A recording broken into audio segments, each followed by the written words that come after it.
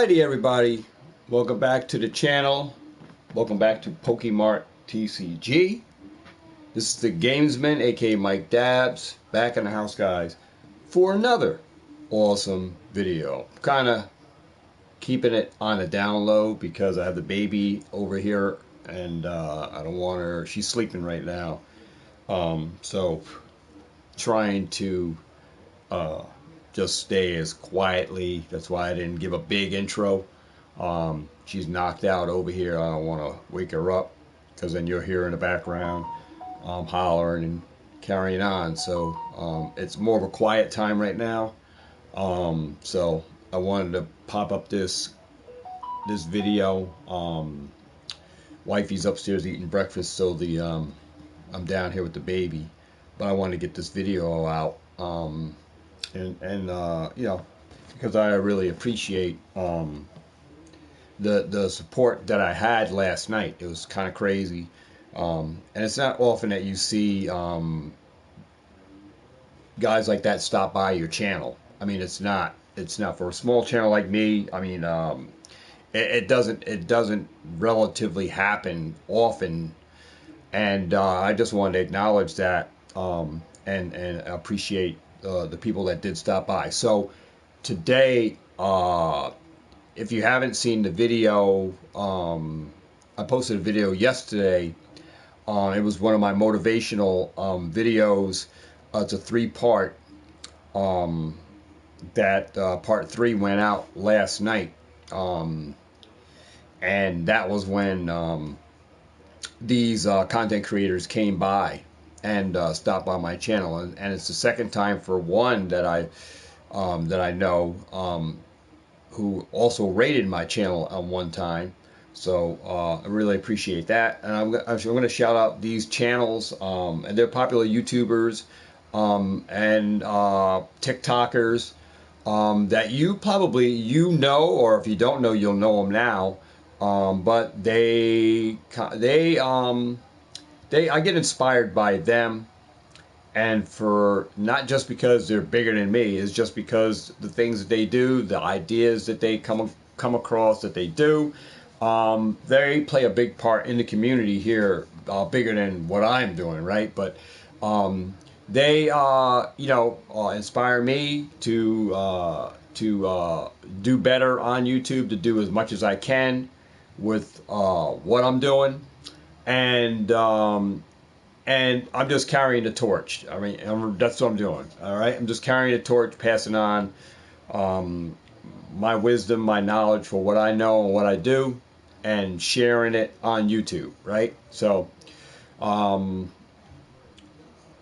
if it wasn't for me being in video games and buying video games at the time, I probably wouldn't be doing Pokemon right now, because it wasn't for that time when I was in Elephant's Trunk, where I was buying like a $900 table of video games, when I was offered Pokemon cards to buy from the dealer that I was doing a $952 deal with, buying out his table. And he offered me a $20 box of cards of Pokemon, right? So if it hadn't have been for that deal going down, and I hadn't have bought that epic pickup of video games and then get those cards, I probably wouldn't be streaming Pokemon content, right? So that's where it started for me.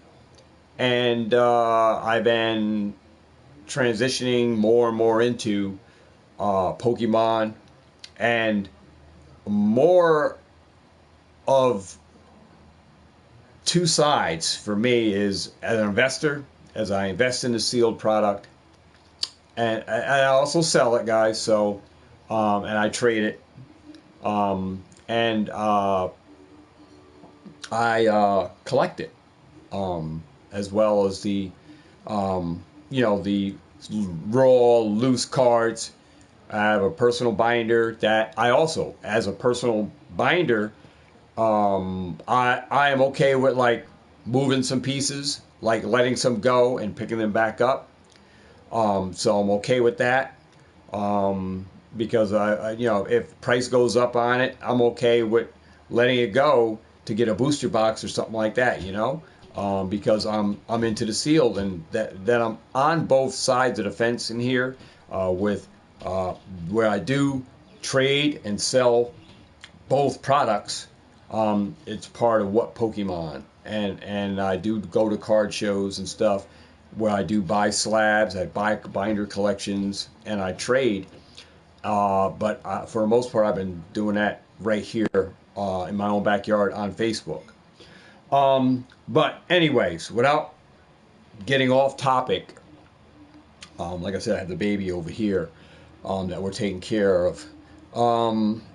I just wanted to shout out these YouTubers that stopped by on my channel last night while it was in the evening time. Like I said, you would have to check out the motivational video part 3, your finances. Check out that. That is in the playlist on my channel, so check that out. But I want to shout out these YouTubers, and if you're not following them, go over and follow them. If you're just now hearing about them for the first time, which I don't think for most of you guys it's not. You know these guys, you know them better than I do. They've been around longer, some of them, if not same time as I've been. I've been in here 9+ years, right? So some of them have been here a little less than me, some probably a little more because they've been involved in Pokemon longer than I have. But I want to give out shout outs because these are guys that came up in my chat and they blew the chat up. We got a bunch of people in the chat, and we had a long conversation. We were going back. I was trying to read the comments as well as try to get my motivational speech, but we got kind of like tilted. We got a little twisted up here. So I got off topic from the motivational speech for a little bit, and we started chopping it up in here with a bunch of YouTubers. All right, a bunch of YouTubers, famous YouTubers that you'll know. All right, so my first shout out goes out to pokerev. And a lot of you guys know pokerev. So, I look up to him. I admire what he does. I'm not trying to be like anybody but myself, but I like the things he does. I like what he's converted his, his business end of it. I like everything, the way that he's transpired with it. I watched him when he had just as many subscribers as I had. I watched him just blow past me when he first started up. So pokerev was at the bottom of the food chain, just like I have, right? But he moved straight up past me. I watched him blow past me, right? But no hate, because I don't hate anybody. I just be myself. I'm just being me, right? And I'm being real, but I try to be as transparent on the channel as clearly as I can, because people can degrade you and say you're this or say you that, right? This is the power of social media. But, it is what it is. But I'm shouting out these people because they come back and check me out, right? So, for the most part, I think Rev been in my chat, I think twice. Vault has been in here twice. Vault, so another shout out goes to Poke Vault. Sean, you guys know him over there as Sean with the Poke Vault. I like Sean because he's collaborating with Rev and Cool Trainer Ryan, and I watch all these guys' channels. I watch them, and I watch their episodes even when I'm at work. I got my earbud on, and I'm watching Rev or I'm watching Vault, and they both got their rip and ship kind of thing. They got their audience for the rip and ship, so I'm watching both ends. Rev, because these guys inspire me. Vault, Rev, Cool Trainer Ryan. These are shout outs that I'm doing, guys. Rock Sandy, Goated Polls. And then we had Epic Tube HD Harley, who I've been chopping stuff up with Harley on Instagram, and me and Harley have become good friends. Now we may agree to disagree on certain things, but we both know where we stand, right? So, you know, and then I have, you know, I'm going to shout out Nostalgianomics, Alex, another good friend of mine. I mean, I haven't seen Alex on my channel, but me and Alex, we talk back and forth on Instagram, and he does acknowledge me in his streams. And this is a lot of things, like when you are in people's chats and stuff, you don't get the acknowledgement at times because their chats are blown up. And I was able to acknowledge the guys that came in my chat because I'm a smaller channel. My chat got blown up, but I was able to acknowledge the presence of these popular YouTubers that stopped by my channel, right? Pokevault raided me. I was opening up Lorcana at one time during the evening, and I watched him when he raids people because I watched his streams. He tries to find people who are smaller channels, see what they're doing, and I happen to be on streaming Lorcana openings, and I remember the video because I watched the video of when he raided me. I watched that video as well, and one of his guys said, well, he's not Pokemon. He doesn't do Pokemon. He says, yeah, I know. And then he says, did I just say who we're rating? And I guess he wasn't supposed to say that, but he actually said my name out on his live stream, that he was going to go raid this guy Pokemart. And this guy has 1,000 subscribers or something like that. So I remember the stream because I watched the video when he was raiding me. So Pokevault is good for doing that. I wish a lot more channels would do that, like, you know, raid smaller channels, because I mean they were once small, and I follow a lot of smaller channels than myself. Like, I support the smaller channels, and I try to do as much as I can for the smaller channels. I shout them out and I support them as much as I can, you know, because, you know, I'm still small, right? And I just remember my history on the struggles for me trying to get subscribers, and these guys are trying to build up their subscriber base, trying to get their fan base, trying to move up, right? Just like I was trying to move up, right? So I remember that coming up. So it stuck with me. So it's something that I try to support channels. I watch some smaller channels here and there on YouTube, and I try to go back. Some of them guys don't even I say, yo, hit me up, check out my channel. Some of them don't even check me out. So it's like, I was talking Bennett Productions. I support Bennett Productions. He's one of my moderators, one of the first moderators that I had. My very first one was Heat Char, and I don't see her too much. She's still maybe on my following for Facebook, but she since moved on from Pokemon.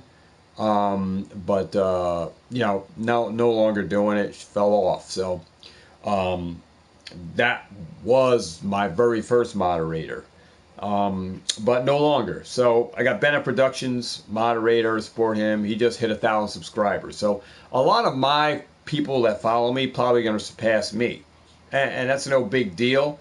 But like I said, it just proves that the struggles are real, right? That, you know, you can pump out as much content as you want. It's the content that you do, who it reaches, and who really wants to support you, right? If they see that you're financially doing well or whatever, you'll find support in those people that believe in you, right? And then you'll have the other people that just say, you know what, he's doing well. He don't need me to support, right? He doesn't need me as a subscriber. So I'll just watch his videos, but I'm just going to be here for the giveaways. I'm going to be here for this or that. Things just to follow you, just to get what they can get out of you, right? There's some of that going on too on YouTube with giveaways. As far as that, like, they just want the goods that you're providing, but they don't want to support you in the manner of, you know, subscribing. But you do have that other end there. They subscribe just to enter in, and they unsubscribe after they win, and then they'll subscribe back to get in the giveaway, and you got some of that going on too. I had it before. But anyway, moving on, like I said, I'm shouting out Pokevault, Pokerev, Cool Trainer Ryan. Ryan, I like his collection of how he got all of this massive, like he's Pokemon's right hand man, like him and Cool Trainer Ryan, Pokerev, CTR, right? Best friends, they're besties, and Volt is in the squad, right? So I like that they teamed up together. I mean, there's power in numbers, right? So I'm glad that those guys, the power team, I call them, because they're bigger YouTubers, and you have Rev leading the way as I think Rev is like the number one Pokemon YouTuber, like number one with the amount of subscribers, and I called that a while back before Rev even made it to that 1 million subscribers. I said he was going to be the new Leonhardt. I called that. I seen it because I seen the growth potential for Rev. I seen it already coming before he probably seen it. Because I just seen the way he was transpiring and the way he was doing things. And then all of a sudden he blew up. So that's just how it happens, right? But you got a lot of people in here, whales and people that are not whales, that are in the Pokemon community, got a lot of pull. All right? And they got a lot of collection stuff behind it to back up and to do what they need to do, right? So there's a lot of people who already have collections or collected a lot of stuff years ago that they held on to, and was able to go and pull through YouTube a lot faster. So, if I had started this channel like next year, right, and I had Pokemart TCG, right, then, I collected all of this stuff for 10 plus years, right? So the power of the collection, right, of all the stuff that you don't see anymore, I become a Cool Trainer Ryan, kind of like with the collection, right? Because I have it all in storage, where Ryan has it all in his new home, right? But other than that, it's not bragging rights. I'm not saying that they're bragging of what they got. They're just they're just self-contained. Like, they're just happy to be in the community and in the space of Pokemon, right? So same with me. But some of these guys aren't investors, right? But they collect. I heard of Rock Sandy, but not. I heard bits and pieces, so I don't know too much. But I hear his name get thrown around in the community. So shout out to Rock Sandy, right? Goated Polls. I seen him at a Collecticon with Rev and Cool Trainer Ryan. And I'm not sure if it was at the Jersey Collecticon, where they were buying packs and letting the kids open them up. So I remember that, watching that video. But then I was also watched OKJ about a week or 2 weeks ago, where Goated Polls pulled out, had a video going about his Goated Polls, like Milky Bags. And I looked at that and I was like, you know what? I got this older product, and it's not 1999 stuff, but it is X and Y, Sun and Moon products that, I'm always thinking about my next big thing, like what my next move is, right? But I'm not trying to like broadcast my next move. I'm not trying to promote the next move, because I like to work in silence, behind the scenes, with creating stuff and then letting the action that I present, right, the action that went forth, present itself in the form of what I'm doing, right? So that way, the action speaks for itself, and it speaks for what I was doing. So Go to Pools inspired me with those Milky bags, the way he used slabs and puts packs and puts loose cards as well in these packs. So inspired on the way to design, because I first saw, pokerev putting out his pokerev mystery bags when Rev first initiated his first thing. And when I saw that, it already had me thinking about my how to design a bag, like how I can turn my Pokemon investing, collecting rather, of moving some of my sealed product, not all of it, right, into different formats, because I do a lot of breakdowns, right? I buy a lot of boxes and tins and mini tins and all kinds of different products that I get on deals that I would break down. And the best way to even move that stuff is to put it into mystery bags. And I think Nostalgianomics speaks a lot about why he doesn't invest in like loose packs and stuff like that. Where I myself, for me, I was already going to be transitioning into, I was already into selling of products. Like I started out selling video games in the market on not on Facebook, but in flea markets. And I started selling packs and single cards and booster boxes right here at my yard sales in my house, right? But I started in the flea market selling raw single cards and some sealed packs right here and there. So to move a lot of like loose packs, right, that I broke down, like the history of the channel for my packs, right? It's all on the channel. Like the videos are up for where products I open, and when I did hidden fates, I opened up $3,500 worth of hidden fates, and then I opened another $2,500 worth of hidden fates.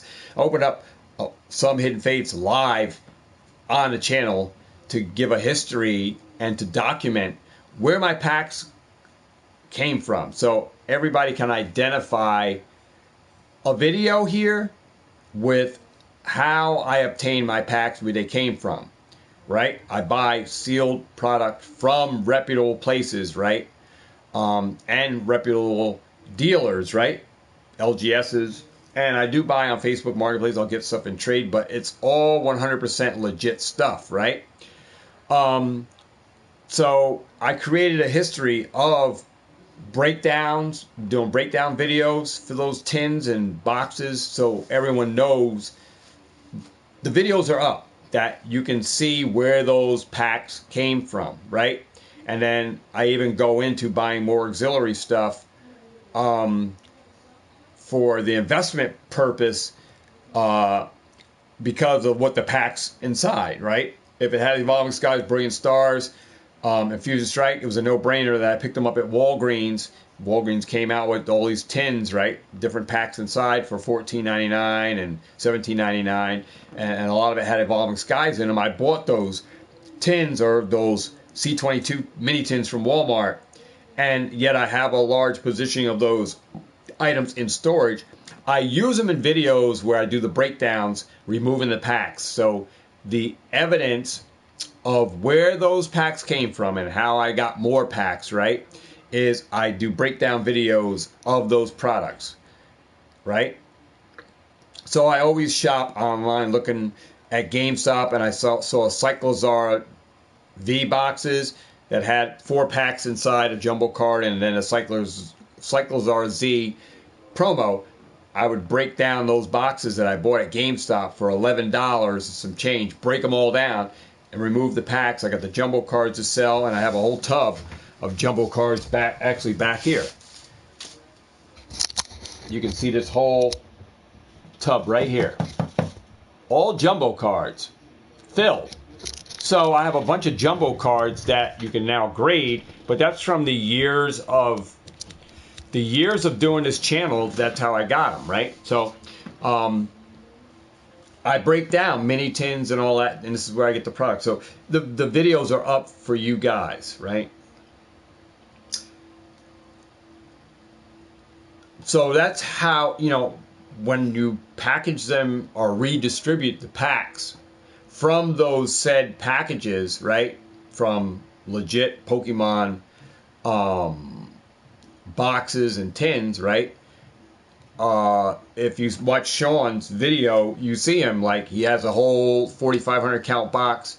What do you call those boxes? These like white boxes like this, full with packs, hidden fates, right? So he uses them for breakdown.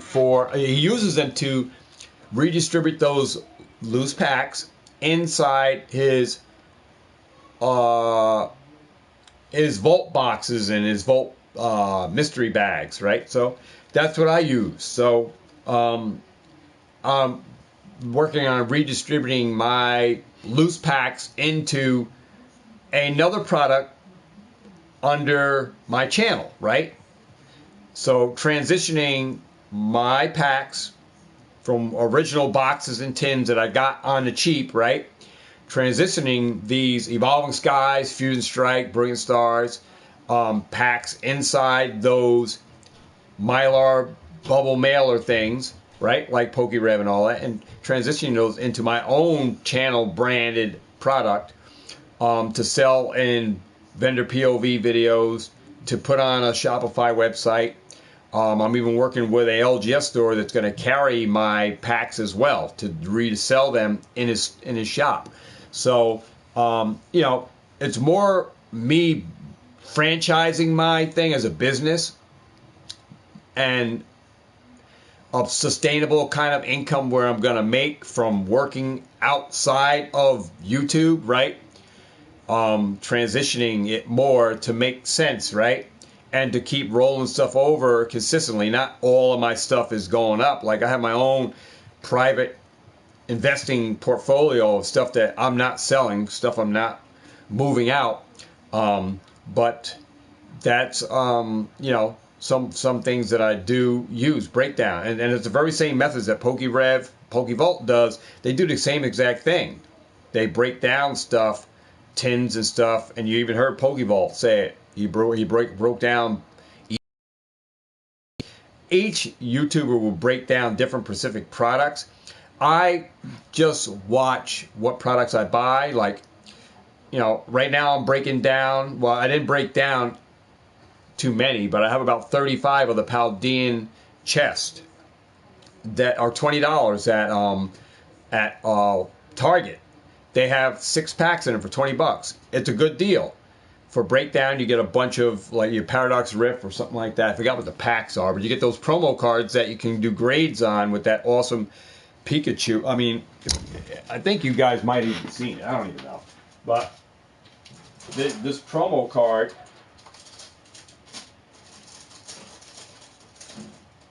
let me see if I even have it. This promo card here. This promo card right here that you get like 7 promos, and you get this little deck. I got a little sticker on here. You get this little deck box, squishy Pikachu, right? And the deck box. You get this right inside this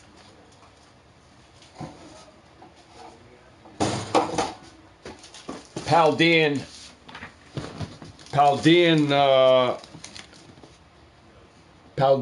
adventure chest. You get 6 packs for $20. It gives you a great breakdown for the value of. I got these up on Facebook Marketplace right now for $5.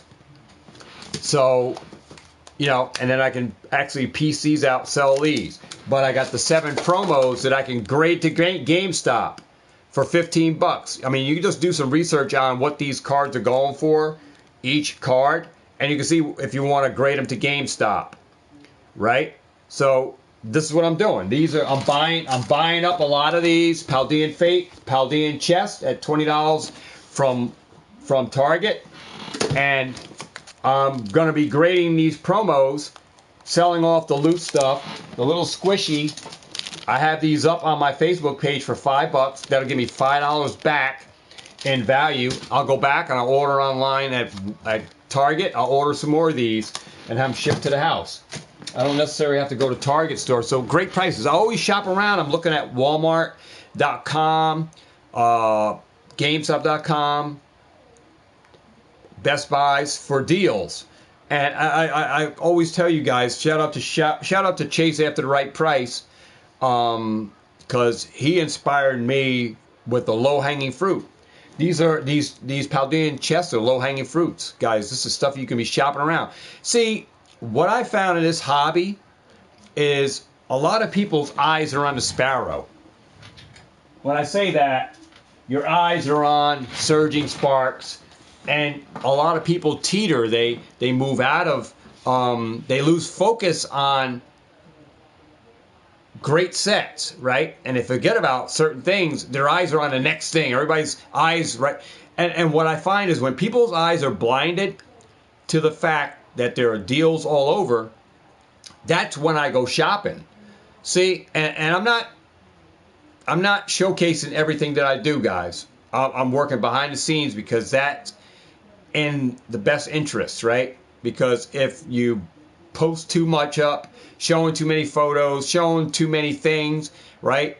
You get envy, you get people jealous of you, you get haters coming on, worried about you, and people try to dictate why you're buying out stores and stuff like that. So I don't need to broadcast that. I don't need to showcase that. I work undercover. So I would post up some photos on Instagram, show you on YouTube on a live what I'm buying, right?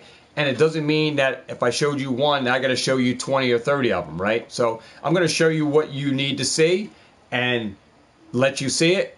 And best be known I got more, right? But I'm not going to showcase how many I got. And that's why I have the storage unit, because I can just take one here, show you guys what I got, and do a video, and I put the rest in storage unit. And then when I do breakdowns, you'll see the other stuff, because actions speaks for itself, right? It already tells you that, you know, I've been buying, right? I got to get the baby. So here's my little sweetheart. Give me your babies. Here's a little baby we're taking care of, little Avas. Right, little Avas, you on TVs, you on uncles, YouTube. This is a little baby that we're taking care of, me and the wife we got. She just woke up. I told you she was, I don't want her to fall off the bed over here. But yeah, so I just try to work under the radar, guys. Even with surging sparks, even with prismatic evolutions. I'm not worried. I'm slow balling it regardless. Everybody may be pumping hype and you're never going to get the boxes for 100. I don't care. I'm not worried about it. I just slow roll it out, and, you know, regardless, you know, I still find product. And, you know, like I said, the low-hanging fruits, shout out to Chase After the Right Price. I still find it. What's up? Cool Trainer Ryan. What's going on, CTR? What's going on, dude? What's going on, Show Crazy Rage? So, you know, I have to do a video, like, to actually, it was stationed for today, so I have to see if I can put it out, and talk about the market and stuff, and actually give you more of what I'm doing, like a little more eye-opener, because there's a lot going on in Pokemon hobby. There's a lot going on.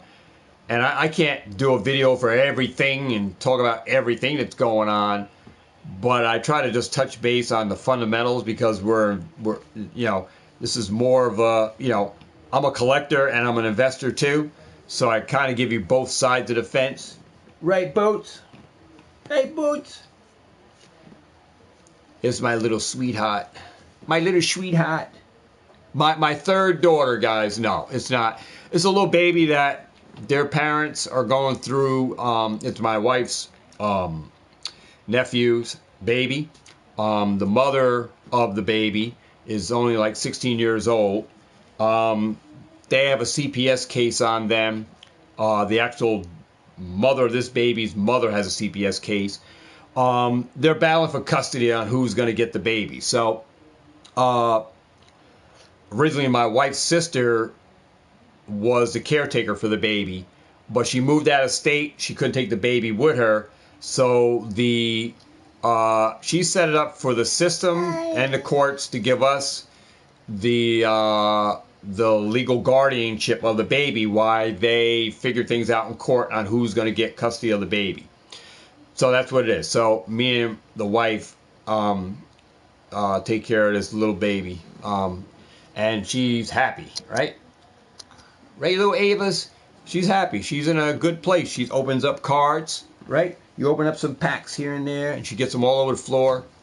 So, so we're taking care of a little baby. This is my wife's niece, right, or something, right? Or my wife's, it's my wife's sister's son, so that's her nephew's, but I don't know what you would call this baby. I know my wife is the aunt, so, and I'm the uncle. Uncle, right? Bad boats. So we're enjoying it. I mean, I treat her just like she's my own daughter, But she's in the background of a lot of my videos when I'm playing Call of Duties and stuff. Wow. Let me move this camera up a little bit, Boots. There we go. Yeah. So, but really the video is not here to talk about, that stuff, but it's, I just want to shout out the people that stopped by yesterday, without trying to make it a elongated video. But I appreciate it. I really do, because it's unheard of that you have the amount of people that stop by, like the famous YouTubers, stop by on one channel and you get all of them in the channel. Yeah. You get all of them in here. Got the Pokebook? You want to hold? So, yeah. What's up, Rock? Sandy, what's going on, dude? Rock, what do you do? I heard of you, but your name is very familiar, man.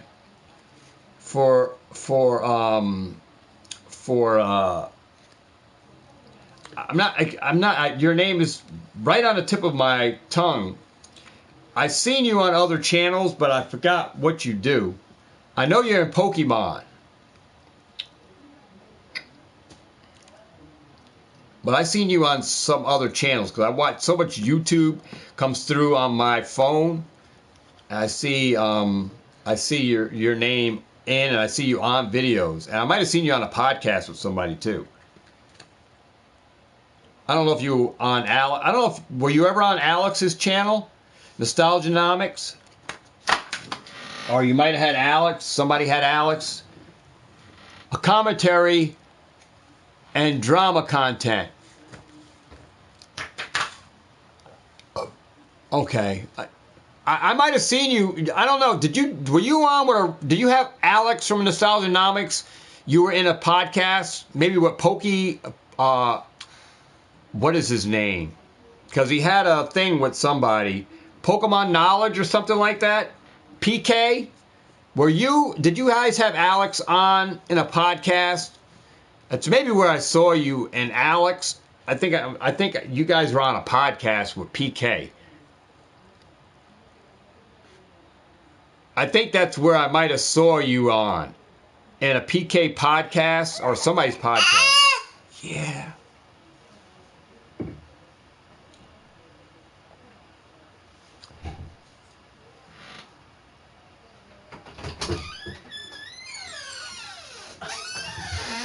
Okay.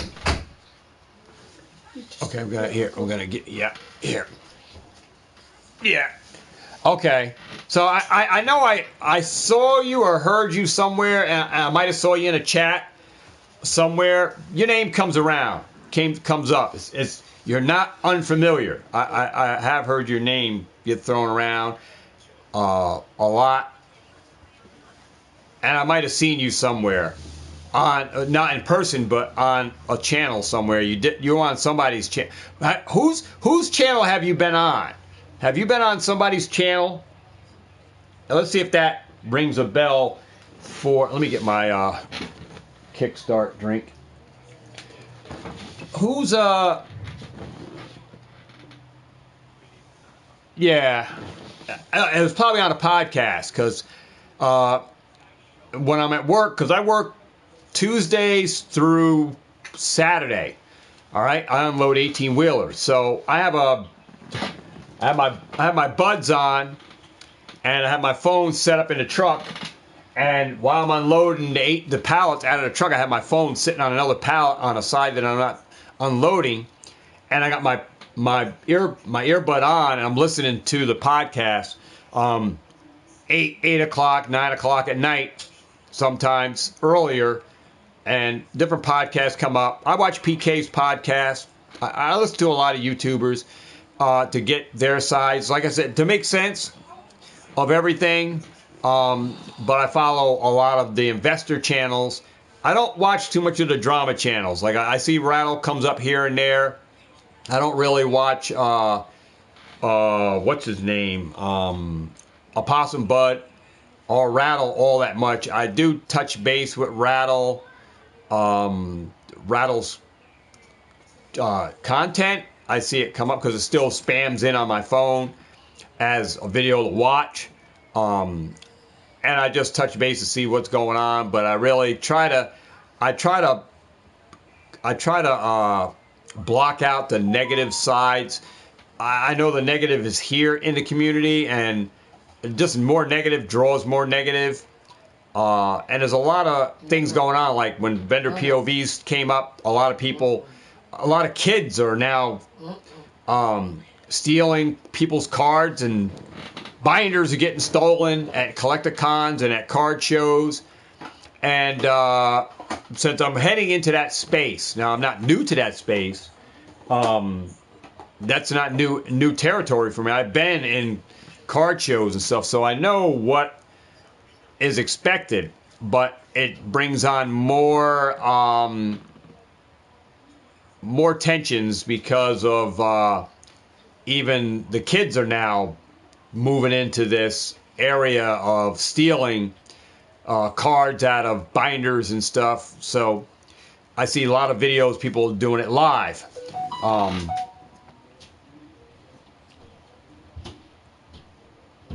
Yeah, Rob. I know Rob. Rob's the guy with the tie and the suit. Yep, I know Rob. Yep, I watch Rob. I love watching. There was another one called Pokestorm, something like that. I haven't seen them. They like fell off. I was fans. I used to watch TCG Funhouse, and then I think if he fell off, he was with a podcast guy doing podcasts. It was him and his family, and then he broke away from his family doing it. And then he had a distributor, right? He started working with a distributor, and then he lost his distributor, and then TCG Funhouse fell off. Like, he's not doing any more of that Pokemon. I used to watch him, but I loved it when he was doing it with him and his wife and the son. But then he fell off. He fell off after he got hooked up with the other guy. His podcast that he used to do with them, with that guy, fell off. Then he lost the distributors. Yeah, he ain't doing anything. Then Pokestorm was a new YouTuber, but I saw him and his wife. He had a blonde haired chick, his wife. They used to call Pokestorm. I was watching them, and they used to go to Walmart, Target, the dollar store. He had a little rap they used to do. I was like, oh crap, this guy's pretty good. Like the way his intros are. And it was called Pokestorm. And something happened there. He hasn't done videos in months. So I see a lot of YouTubers. PokeNav, I remember when he came in. He used to be in doing his... he used to be the navigator, or he said he was the one to help you navigate the Pokemon.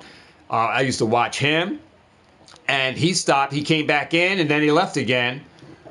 There was a Pokemon, the Pokemon beard guy, not the bearded Pokemon that's on now, the guy with the red beard. I watch him, a bearded Pokemon, or I think that's what his name, the bearded Pokemon. He does Falling Mondays and something like that. I watch him, but there was another guy called Pokemon Beard Guy channel. I mean, I used to watch him. This is the channels that I used to watch when I was young. My channel was small. I only had like 400 subscribers. I was watching these guys, and these were channels that were inspiring me, and I kept doing videos because I like doing content. And I just watched, and then Obide's Pokemon was another one, and then another one that used to be here.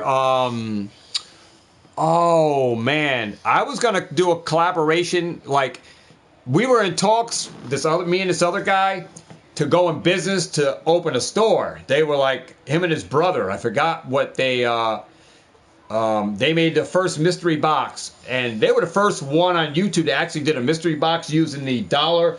They used these dollar store boxes.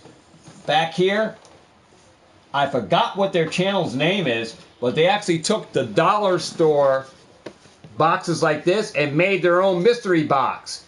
And packs they put inside, and they were the first ones to take this box and make it into their own mystery box.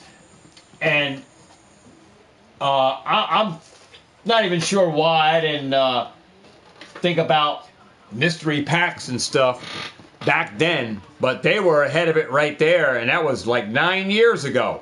And they used those Dollar Tree boxes that the 3-card packs came in. Yeah.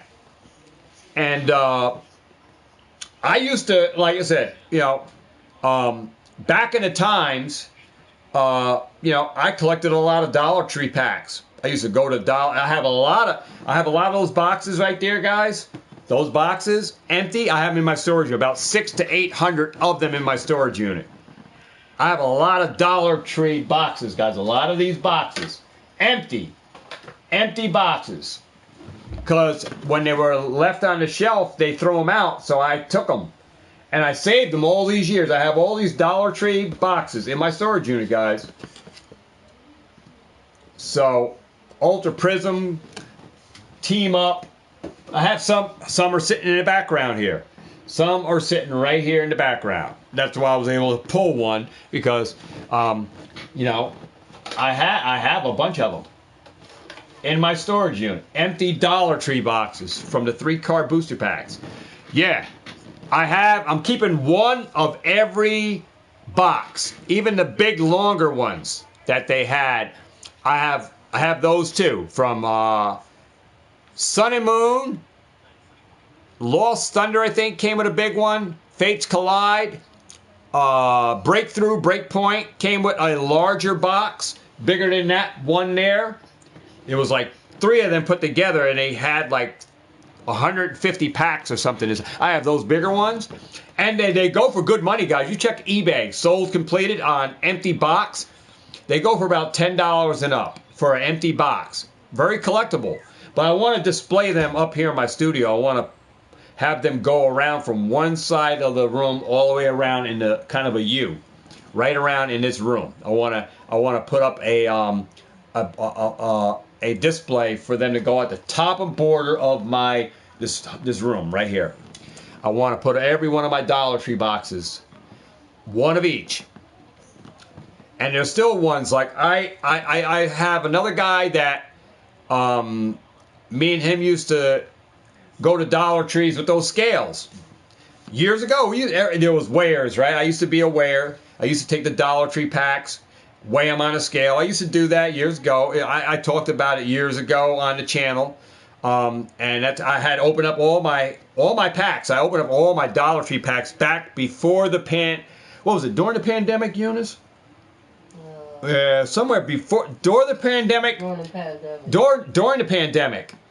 I opened up all my packs, all my weighed packs that I had. I had hundreds of them. Somebody said, "Oh, you're going to regret opening those heavy packs." I said, I opened them up. I sold off a majority of the cards, the pulls that I got. 9 years worth of all my promo cards that I had in a 4,500 count box, kind of like the one that's down here. I had a 4,500 count box like that. All promos. I sold them in the height of the pandemic. From Evolutions, I pulled 13 Charizards from Evolutions booster packs. All Charizard packs from Evolutions. Booster packs of 10 cards. Every one of my Charizards, I pulled 13. All of them came from Charizard packs. So, of Evolutions. So, you know, kind of figure that out, that, you know, people saying you couldn't pull Charizards from Charizard art packs, they don't put Charizards in those packs, that's a lie. Every one of them, I pulled 13 Charizard Hollows out of Evolution's booster packs. And sometimes I pull a double, like, it wasn't often, but I think I pulled a double too, where I pulled a reverse hollow Charizard and a hollow out of the same pack of Evolutions. So, but yeah, the Dollar Trees, that's where I used to, you know, I used to scale the packs years ago before it even came to the point where those packs went crazy. You know, I had them. I had a whole lot of them, bro. I had and every one of the boxes that I had, one of each, they were filled. And I opened them all up, and I sold the cards. And I sold the bulk. There was at least 4,500 in bulk. When I got done, it was like 4,500 in bulk. I traded all the bulk to Hydro Pump Poke Shop. That allowed me to buy Brilliant Stars. I bought Brilliant Stars booster boxes, Vivid Voltage, Darkness Ablaze. What else that I got from him? I got a bunch of stuff from Hydro Pump Poke Shop when he was giving good rates for the bulk. I traded all that bulk in from all of that opening, and I have it on Instagram. You can check Instagram, my Instagram, the Instagram PokeTuber Jedi Hustler. Check out my Instagram photo. It shows you all the packs that I opened from the Dollar Tree packs. The photos are up. You got to scroll back on the photos and go down into the very first starting of all those photos. You'll see all the Dollar Tree packs that I opened up spread out.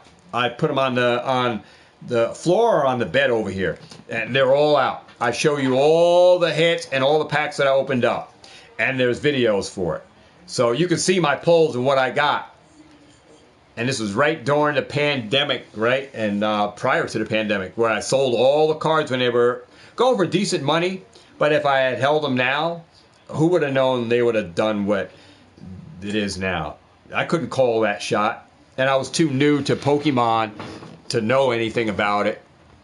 And I didn't even know about the Black Star Rares. People on here, when I bought that collection, when I was buying a $952 video game collection, when I got that box of cards, people were teaching me the Black Star Rares, and that's from Jungle, and that's from Fossil, and I was like, how do you know?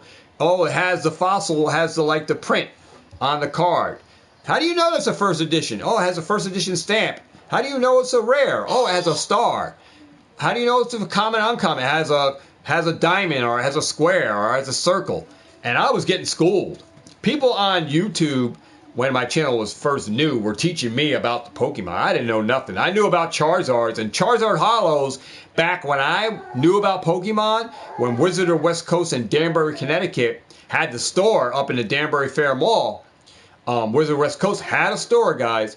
Charizard Hollows were only like $25 in the flea markets, because at the time, I wasn't a vendor at the time. I was going around to the flea markets buying, and I could have bought Charizard Hollows first edition, $25.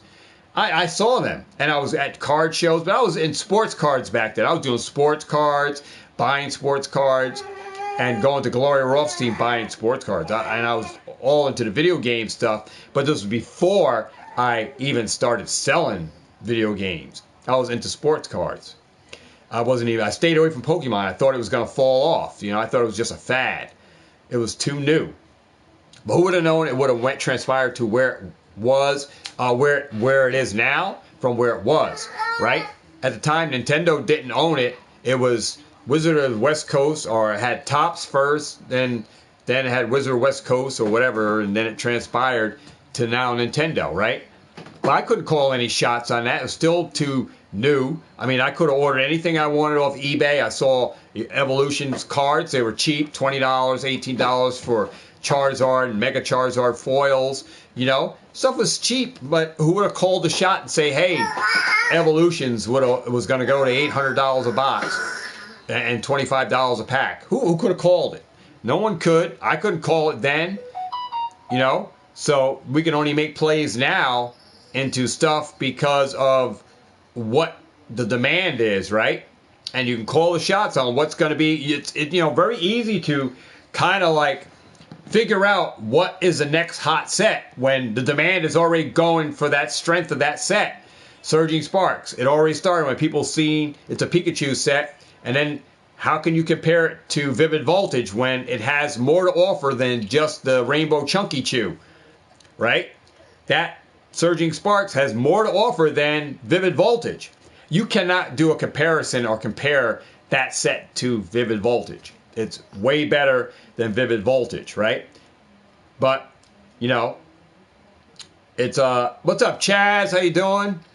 So, you know, you can go by what the demand for a set based on what's going on. And when things come out that you see that the cards, like prismatic evolutions, right?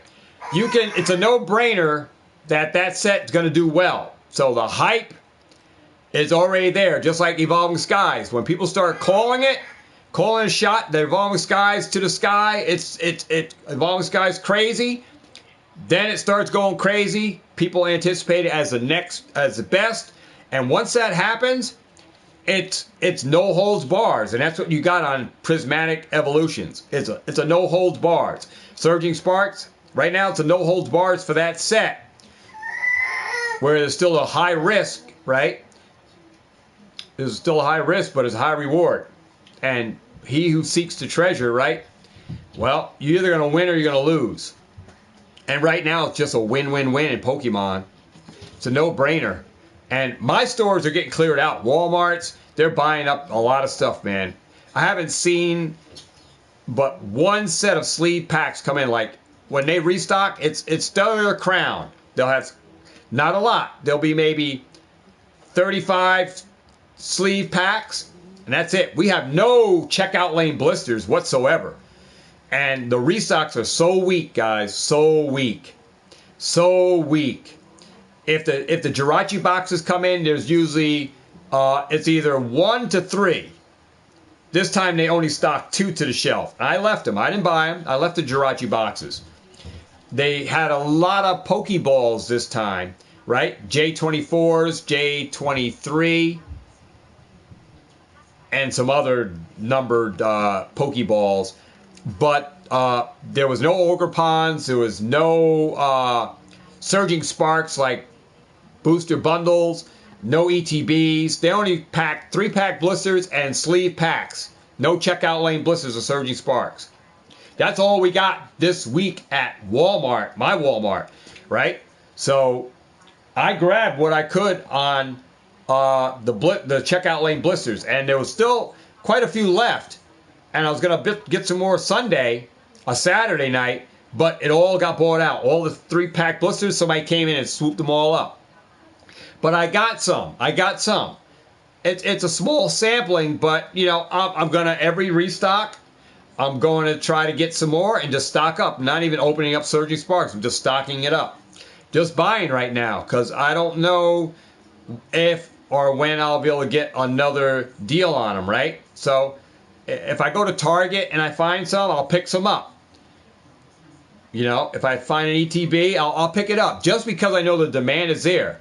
What I'm going to, my plays, I'll give you guys some insight on my plays into this market right now is cash. Well, I can always buy, right? But I'm gonna leverage myself out with, like, letting go some of my older Sun and Moon X and Y stuff for some of the other stuff, right? Some booster boxes, right? Of, you know, Surging Sparks, Paldean Fate, stuff like that.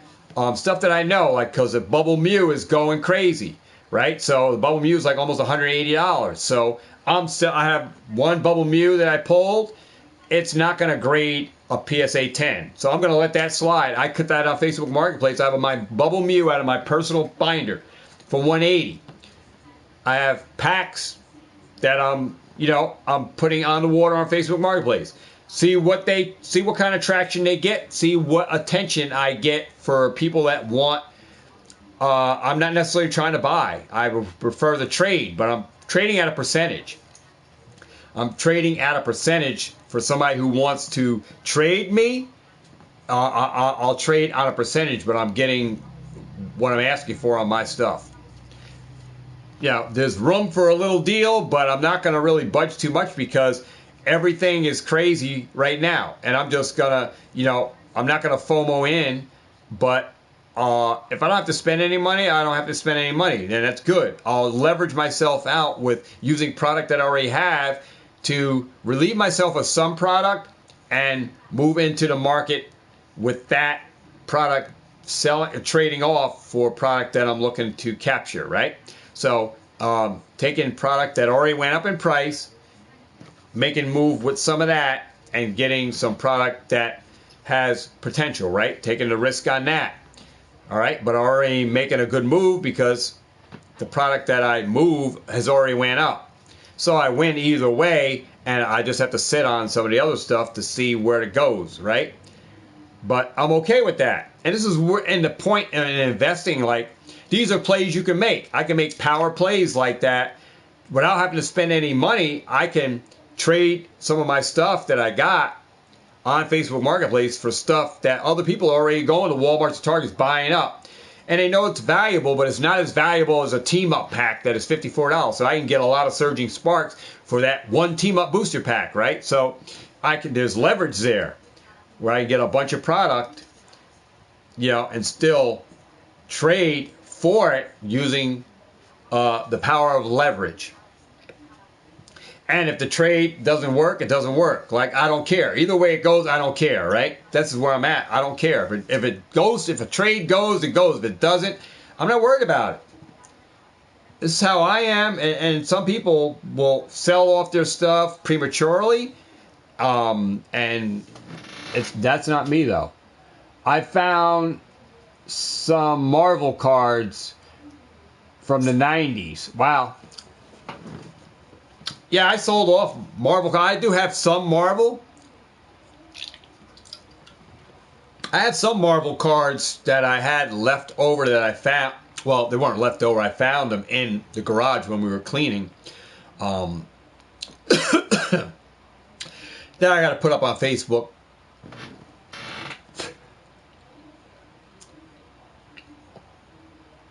Yeah, that's how I am with my sealed collection and my personal collection. I mean, I'm not in any way, shape, or form like got to sell, right? But in the strength of the market, in the strengths in the market is strong right now. So if there's short prints, there's moves that you can make, and there's moves to make with product that already has gone up. Like I have got product that went up already in price that I like. Evolution is like $25 a pack, right? I can relinquish some of that product and put it into some of this newer product. Twilight Masquerade, right? Paldea Evolved, right? Prismatic Evolutions, right? This is moves that I can make, plays that I can make with XY Sun and Moon product, leverage it out to trade for some of that other product. With people that are looking to get some of that because they don't have it, right? But they have Prismatic, they have Surging Spark, they have Paldea Evolve, right? They have Twilight Masquerade, booster boxes, ETBs, whatever, right? If the trade makes sense and it's in my favor, right? Then if it was a legit person that is trying to trade and we work out a negotiation, right? And it works. Then it works. That's what I'm talking about. But you can always leverage out your older stuff for newer products, right? That you can take a risk on. that is going, that is going to do well, right? Like Surging Sparks, strong, right? Short supply, but in demand. Same thing with Prismatics. Not even here yet, but you already know what that set's going to do. All right? But Prismatic is going to be pumped out over 6 to 9 months, right? So there's going to be a lot of time there for you to get Prismatic. And they're coming out with a 2-pack blister. They're coming out with booster bundles. No booster box. So you're going to have other products that you're going to be able to get Prismatic evolutions out of, right? Over 9 months, 6 to 9 months, they're going to pump it out. And what I know about specialty sets, guys, is just like Shining Fates, Hidden Fates, they pump this stuff out for a while. We got Shining Fates come out, and it really tanked the price on Shining Fates singles, right? So you could see Prismatic, dip a little in price, but the demand is already there. The strength of the set is phenomenal, right? You already know the cards, so you know that Umbreon SER and the Jolteon and all those, it's like Evolving Skies kind of set, right? With all those evolutions, and the cards have already been leaked. You already know the potential on what this stuff is going to be. And if they have the pull rates that are like Surging Sparks, it's going to go nuts. Just saying. But I like to work in the strengths of the market and use those as a leverage point by using my product that I got and using old money, turning it into new product, and using it to trade. And if it doesn't work, guys, then I go back to my basic fundamentals, right? Restocks. Figure when restocks are happening, capture on what you can capture, and move on. And little by little, just like I started off with this channel 9 years ago, I didn't have the collection that I have now. My collection grown over the years. And that's just how it goes. Your collection will grow, your investment portfolio will grow over years. And if you miss something, you can always fall back on some of your older product that you have plenty of, right, that you can leverage out to get a couple of boxes, booster boxes of stuff that you might have missed out. And then you have it in your portfolio. You didn't miss nothing because you have a couple of booster boxes that you were able to trade away some Evolving Skies booster packs for, right, that are up $17, $18 a pack now, right, for a loose Evolving Skies pack. So fresh out of a mini tin that you spend $9 at Walmart, the C22, right? You pay $9 for that tin. It had Evolving Skies in it. Evolving Skies going for like $17, $18 a pack. Guess what? That tin is covered. That Brilliant Stars or Fusion Strike pack that's in there with the Evolving Skies, free. That you can just sit on those packs, wait for those to go up, and then that's extra profits. You win. You win. So finding the low-hanging fruits, that's what I taught you guys. I preached on the channel, finding the low-hanging fruits. It works. It works. And that's why I buy auxiliary products when Nostalgianomics principles for investing knocks against that. I go against the grain, and I'm still a winner, right? I'm still a winner because I have those tins. I have those C22 tins. I have the Mysterious Powers and the Empoleon V Striker tins that have that product in them. So I win. I still win. Although I have the auxiliary products, it's a win for me because that tin or that mini tin or that box is covered just because of the pack inside. So all I gotta do is sell that pack, take the pack out of the box, or sell the box as it is with that product inside. I win because it adds value to that box because of the pack inside. So that's why I deal with the low-hanging fruit versus booster boxes. Not everyone can afford a booster box, right? So people do go for the auxiliary tins. I was just watching another person who was doing vendor POVs. He was selling sealed Pokemon 151 mini tin box from Costco. He was selling them right on his vendor POV videos. People were buying the heck out of them. And he was also buying mega boxes of Prism and Select Football 2024 Prism mega boxes and select mega football boxes at a show, getting $100 for those megas. So I might look back into the football and basketball sports end of it and buy into that stuff, because I made great money selling those blasters and stuff of Topps Chrome a while back. I did good with that. And so I may move back into the sports card and picking up mega boxes of select football and stuff, because that stuff is hot too. The sports card market is still good, depending on what you pick up. And I know things, so I may end up buying that to flip, and I'll convert it over into Pokemon product. But, you know, I always throw money right back into Pokemon or into the raw cards. So this is what I do, you know. But yeah, I really appreciate everybody stopping by. Chaz says he's a senior and he can sit on stuff as for years. Yeah. That's just what it comes down. This comes down to when you have your sealed collection, man. Sealed is king, and the more people open stuff up, what's going on, Tone? People opening up stuff, so it keeps becoming valuable. Like, I'm just watching my Shiny app. I'm on my Shiny app. I'm not going to give you numbers. I already shown one number. Like, it is a 6-figure digit, right? I already talked about it. But I'm watching this thing blow up on my Shiny app. I'm watching my sealed collection blow up.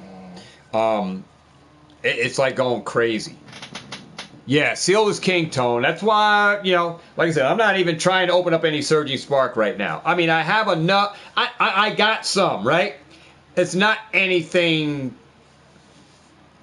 It's not anything to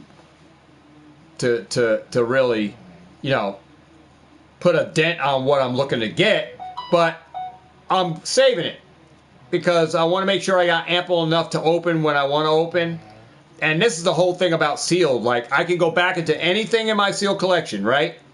And on any given day, I can open whatever I want. That's the fun of this. Like, years from now, if I'm still around, I can go back to my collection, open up Hidden Fates, open up Team Up, open up Unbroken Bonds, open up Lost Thunder, Crimson Invasion, Steam Siege, Cosmic Eclipse, Shining Legends, right? I got this stuff. So I have enough, right? And I'm still looking to buy it. I'm still looking to buy it. Even though I got some, if I go to a collector con, if I'm able to get to a show, and I find somebody who has that stuff, and I'm able to work a deal, I'll pick up loose booster packs. I have no problem picking up loose booster packs from reputable people selling them, that they're not re-glued or re-tampered or whatever, or tampered with. I'll buy loose booster packs to add to my collection, yes. I have no problem, but I'll buy at shows. I'll buy it on Facebook Marketplace. I got burnt one time, and it really wasn't a burnt. There was a guy on Facebook Marketplace about 5 years ago, right? He had black and white booster packs up for trade. So I hit him up on Facebook Marketplace because he was interested. Well, he hit me up, rather. Let me back it up.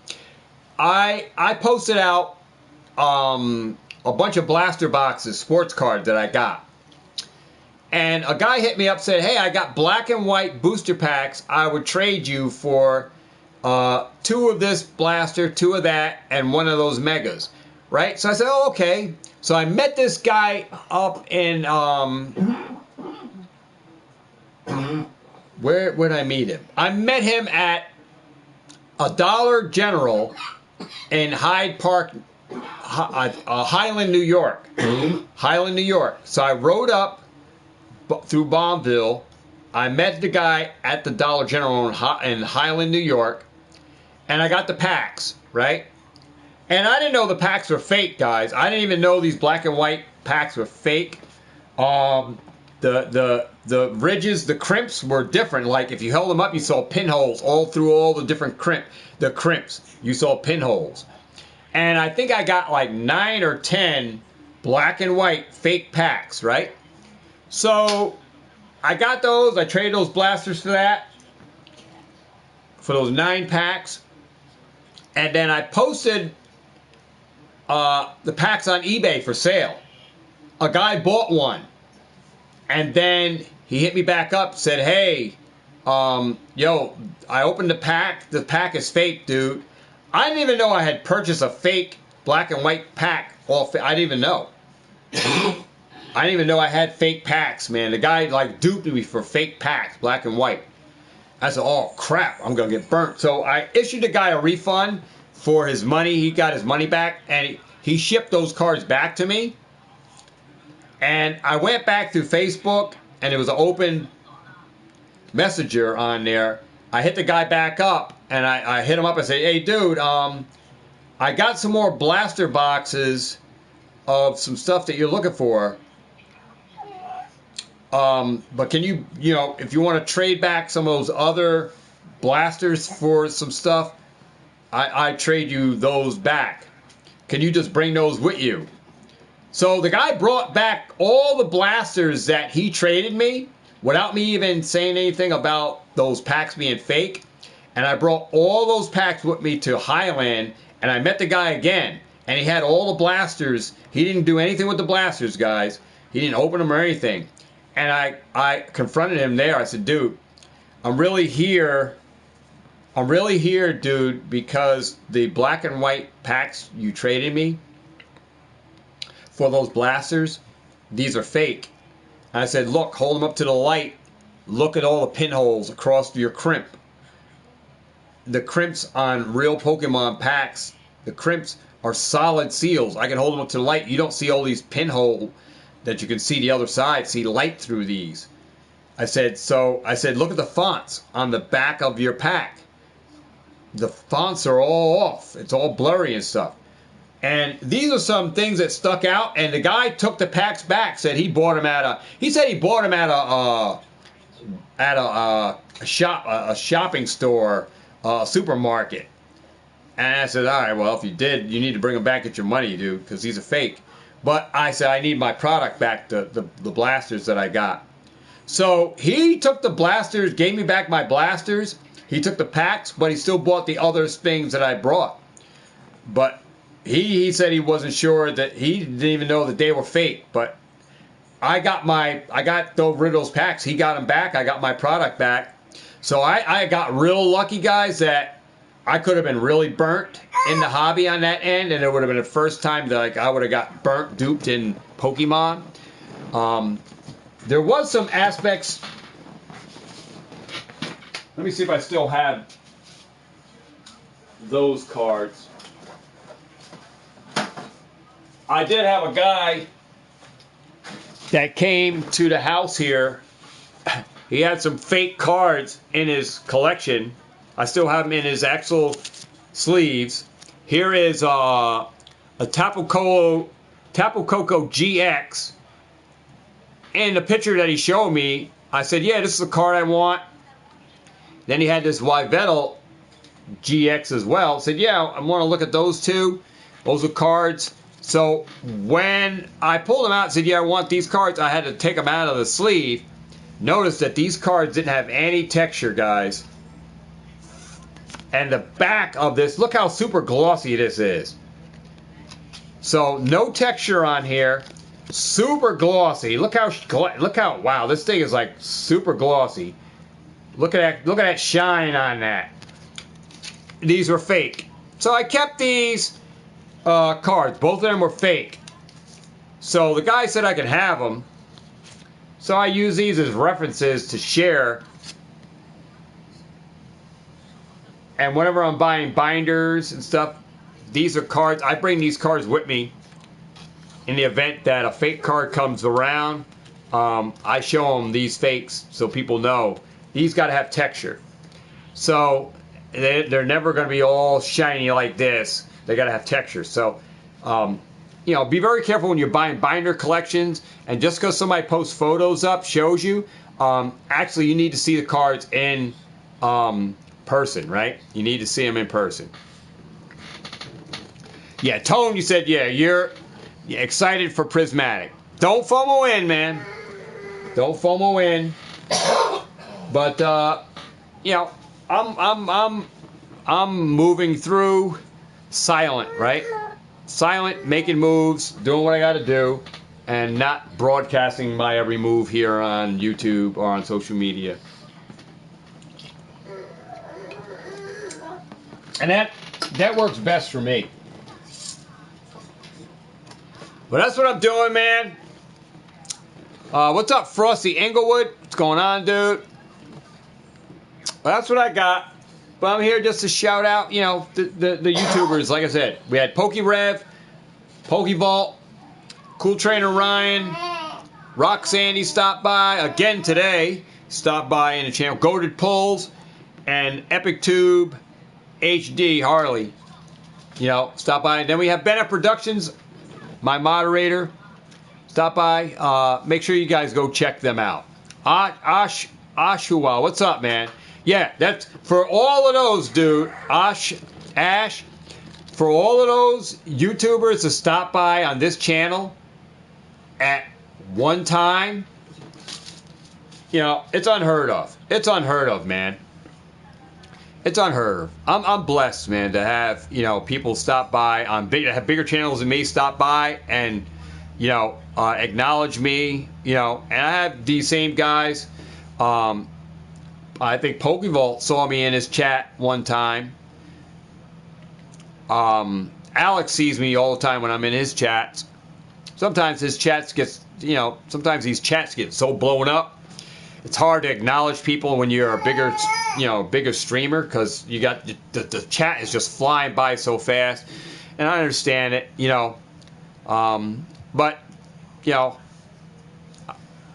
I'm good with Harley, good with Alex from Nostalgianomics.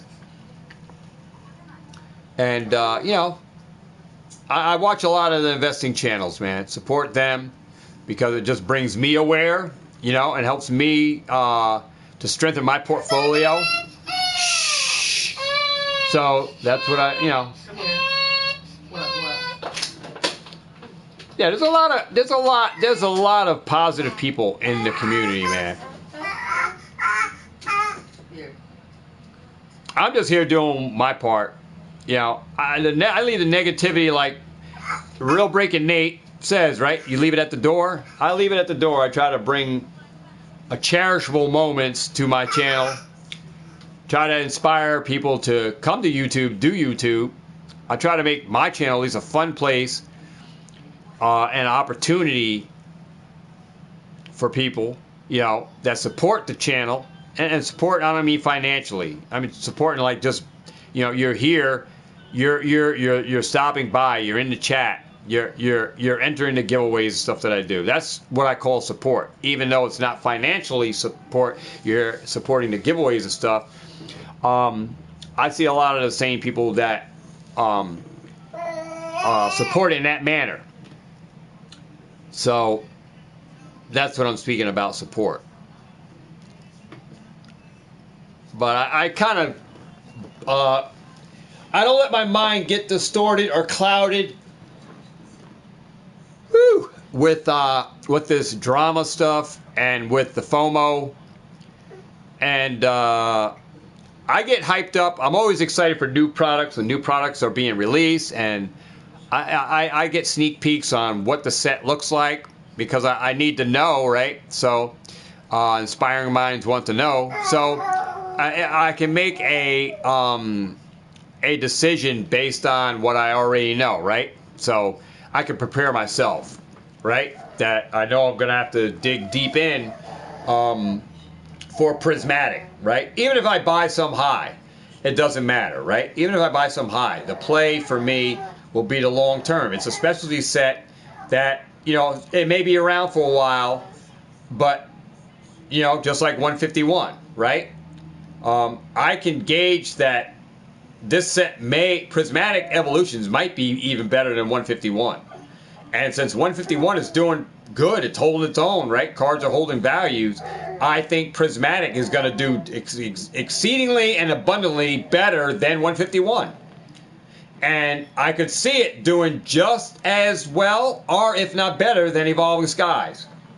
And it may put sidelines, right? Prismatic evolutions might sideline Fusion Strike, Brilliant Stars, right? Paldean Fates, Paldea Evolved. It might sideline some of the Scarlet Violet stuff, right? See, what I mean is, when I say sideline, it might pull the wool. Like, I can't see crap now, right? My eyes are covered. Some of you guys are going to be blinded because you're so focused on prismatic evolutions that you forget about surging sparks, you forget about other stuff, and your sole purpose is getting as much prismatic evolutions as you can. Your sole purpose. You forget about all the other stuff. So what it does, right, it allows room for deals to come, for deals to transpire, right, to format, because people are going to say, well, Fusion Strike does drop because everybody's eyes are on prismatic evolutions, right? Everybody's attention is drawn to that. So what I like to do, behind closed doors, guys, I'm watching YouTube channels, I'm watching Pokeoz, I'm watching Pika Pika Papa, right? Another channel that I like to watch. I watch his market analysis, his research that he does, right?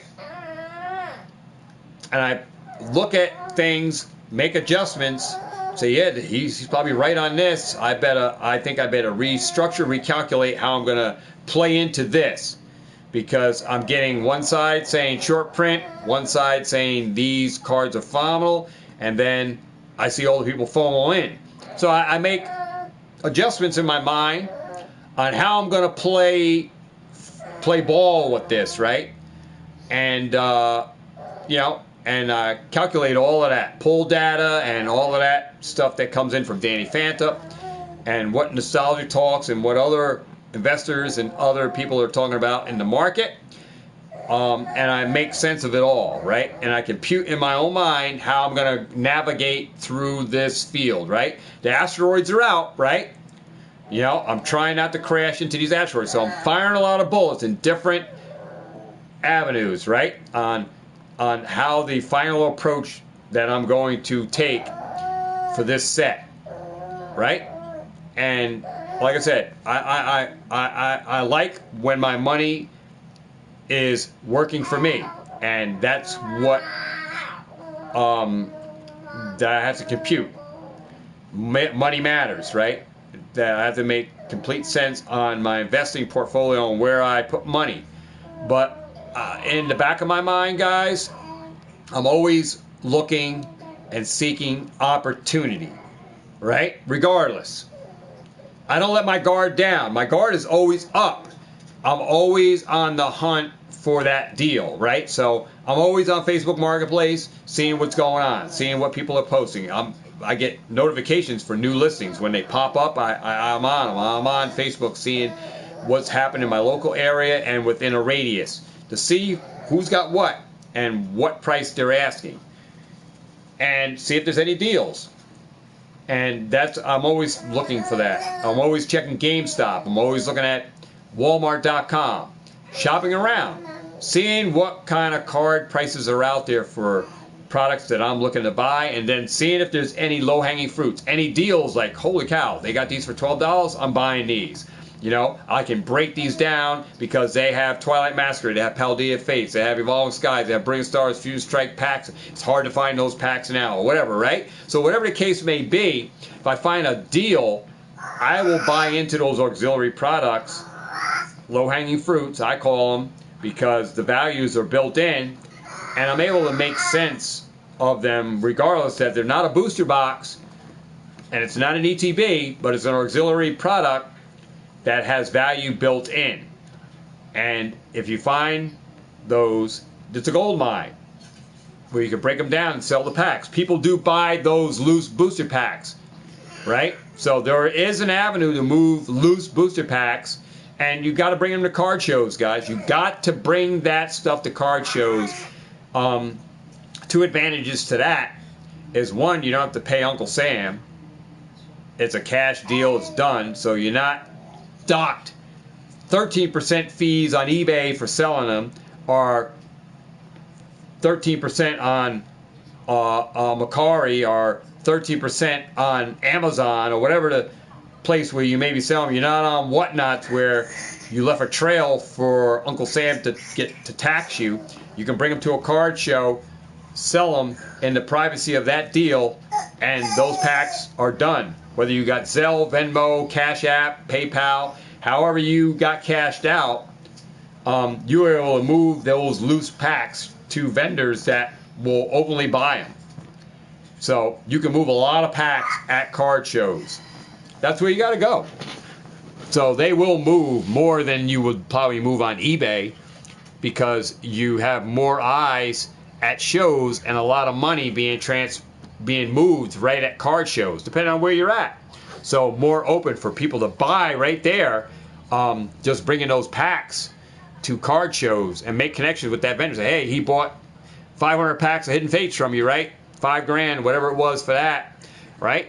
Make a connection with him, so when he has your phone number and your information, dude, you don't have to be at a card shop or a card show to make that next deal. You can call up and say, hey, dude, I got another 500 Hidden Fates. You want to buy another 500 Hidden Fates? And they can PayPal you or Zelle you or money order you the money. So there's ways to move this stuff, make connections with people at shows, move those loose booster packs and sealed product, because vendors will buy them at shows. And you can trade them for cards you need. Also, you know, loose booster sealed stuff, you can buy into with trades with people on Facebook Marketplace. They had that Umbreon, and you wanted a PSA 10, but that person wanted booster boxes or sealed boxes or UPCs, and you have those, and you want to move some of those out for that Umbreon PSA 10 or Black Label, right? You can work deals on Facebook Marketplace with that sealed for raw cards, graded cards that you want from people. There's a market for it, guys. You just got to learn how to play the market and play the fields, man. Navigate. Learn how to navigate. Know how to connect with people. Not every deal is going to be a deal that works for you or works for the other party, but you can try to negotiate those deals to make them work. And you can start right on Facebook Marketplace, right? In your own backyard, posting up and saying, hey, we'll trade this for these. I'm looking for that. I'm looking for, I will trade for this. And people will see those posts go up and they'll read it, and you can make connections, right? And it could be a person that can always buy from you all the time, and you'll move a lot of product, and more than you will on eBay, and never have to pay a fee on eBay. So there are better places to sell than eBay and than eBay, then selling on Whatnots, where you can move a lot of stuff, you know. But those avenues, like I said, Whatnots, you can move a lot of stuff there too, and TikTok. So, you know, but you're going to have fees. There are ways that you don't have to have fees if you navigate at shows. All right, but we've been here about an hour and a half, guys. I thank everybody for stopping by, and this was all just about, you know, a shout out for my bros, the YouTubers that, you know, came on, you know, gave me their time of day. Appreciate it, and I don't take it for granted, not one bit. Really appreciate that. So it's not often that happens, but I appreciate it. So, appreciate it all. Thanks, fellas. All right. With that said, guys, thanks for stopping by, man. I got to get rolling. I got some other things I got to do. But thank everybody for stopping by, man. Really appreciate it. All right. Remember to get out there and catch it all, guys, and have a ball. But before I get out, remember I got the December giveaway for December 15th. That is my last video for this year. So, if you want to enter in for the giveaway, we're either giving away a booster box for 2,500 subscribers. Go to the video on the playlist where it says enter here for the December giveaway. Comment 2.5K yay, and a number of 1 through 30 off of this prize wheel here to get yourself entered in for the giveaway. Open to U.S. subscribers only. No international, no Canadian. And we'll be using a random comment picker to pull a winner for the booster box or the ETB, depending on which one we're going for. All right, but we got to reach 2,500K by December 15th. That's the goal. Is 2,500 subscribers by December 15th for a booster box giveaway. And if we don't reach it, we got a complimentary prize of an ETB. All right, that's it, guys. Thanks for stopping by. I appreciate it. Ash, thanks for stopping by. Roxanne,